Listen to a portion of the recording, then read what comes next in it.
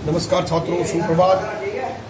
हम लोग क्लास 9 की एसएसटी नाथसीवाद और हिटलर का उदय पढ़ रहे हैं। कल मैंने आपको इससे संबंधित कुछ प्रश्न दिखाए थे, नोट कर लेना। आज हम लोग इसी कड़ी के अंदर आगे पढ़ेंगे। टॉपिक है हमारा जर्मनी में नाजीवाद। टॉपिक नोट करेंगे, जर्मनी में नाजीवाद।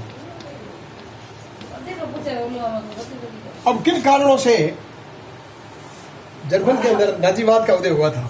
देखिए, उस समय हुआ यह था कि प्रथम विश्व युद्ध आरंभ हो गया था। अब प्रथम विश्व युद्ध हुआ कब था? प्रथम विश्व युद्ध आरंभ हो गया था 1914 से लेकर 1918 तक। ये पहला युद्ध चला था और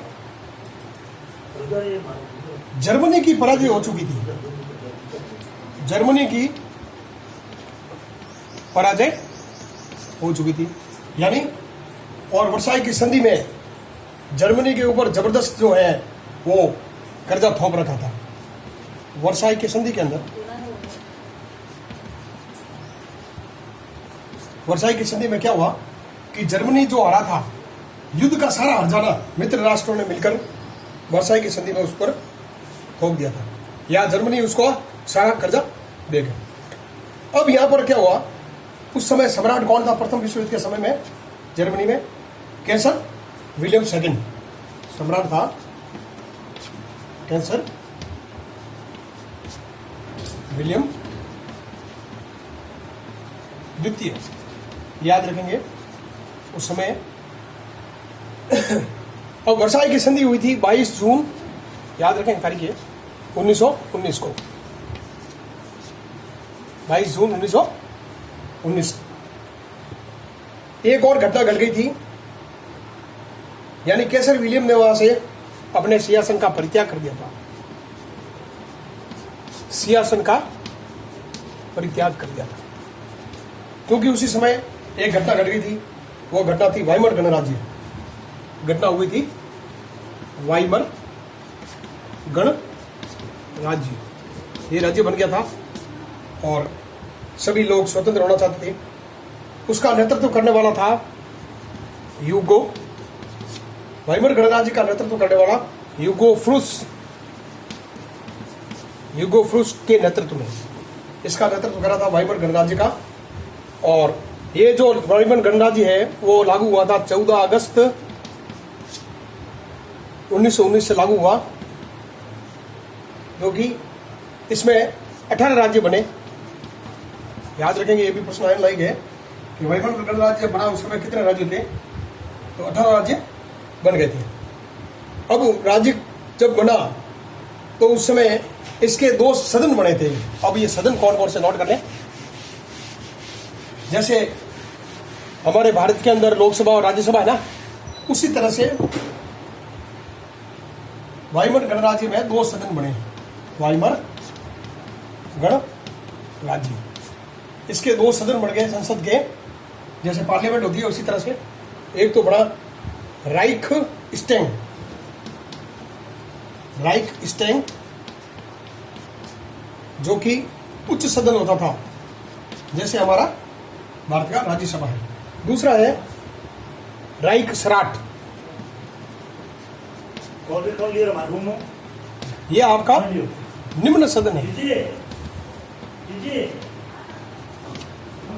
ये 2 जो है वाइमर गणराज्य के प्रमुख सदन बन चुके थे। अब उस समय वाइमर गणराज्य के राष्ट्रपति कौन थे? ध्यान रखेंगे, भी वाइमर गणराज्य के राष्ट्रपति थे फ्रेडरिक एबर्ट। नाम याद रखेंगे क्योंकि पूछते हैं। फ्रेडरिक एबर्ट, ये थोड़ी सी जानकारी आप लोगों को होना जरूरी है क्योंकि इसी के द्वारा ही आगे जाकर जो है ये बनेगी। ये चांसलर थे रिडमैन, एक और चांसलर बनाया गया। ये तो थे इसके राष्ट्रपति, प्रेसिडेंट, और चांसलर बने इसके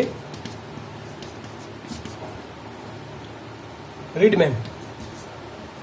ये हिटलर के काफी सहयोगी थे। अब यहां से हिटलर की भूमिका आगे बढ़ती है। इसमें 2 भूमिकाएं, 2 जबरदस्त घटनाएं घट गई थी और उसी समय 2 घटनाएं और घट गई थी, जिसमें पहली घटना थी दो घटना घटी इसमें, दो घटना घटी, जिसमें पहली घटना थी तख्ता पलट। अब ये तख्ता पलट हुआ था विलियम कैंसर का, जो कि 13 मार्च 1920 को हुई। ठीक है ना, ये पहला तख्ता पलट। दूसरी घटना थी हिटलर और जनरल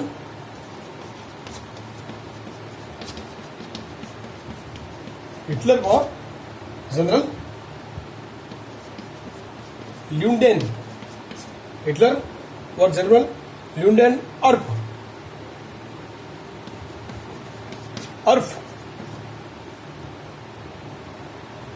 ने मिलकर म्यूनिख पर अधिकार कर लिया। म्यूनिख पर अधिकार कर लिया। हालांकि वहां से वो आ गया था जर्मनी, और उसने सैनिक के रूप में कार्य किया था, जैसे मैंने आपको बताया था। और सैनिक के रूप में जबरदस्त इसने कार्य किया। वहां पर उसको पुरस्कार भी मिला था, बहादुरी का पुरस्कार मिला था। और बर्लिन पर भी उसने आक्रमण करने की योजना बनी। अब दोनों ने मिलकर एक कार्य और किया, बर्लिन पर आक्रमण करने की योजना। बर्लिन पर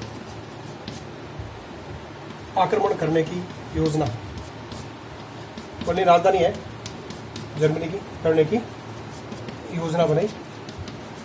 किसने बनाई? हिटलर और जनरल ड्यूरो। हालांकि इसके 4-5 साथी थे जिन्होंने हिटलर का पूर्णतः सहयोग दिया था। अब हुआ ये कि जब इसने बर्लिन पर आक्रमण किया तो वो हो गया असफल। क्या हो गया? असफल हो गया। असफल ऐसा हुआ कि उसे 5 साल की सजा होगी। हिटलर को 5 साल की सजा होगी। हिटलर को क्या हो गया? 5 वर्ष की कैद हो चुकी थी। प्रश्न बढ़ेगा।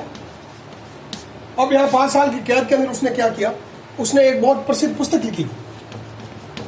पुस्तक कह दो या जीवननामा कह दो अपने, उस समय उसने पुस्तक लिखी थी, उसका नाम था मैन काम्फ।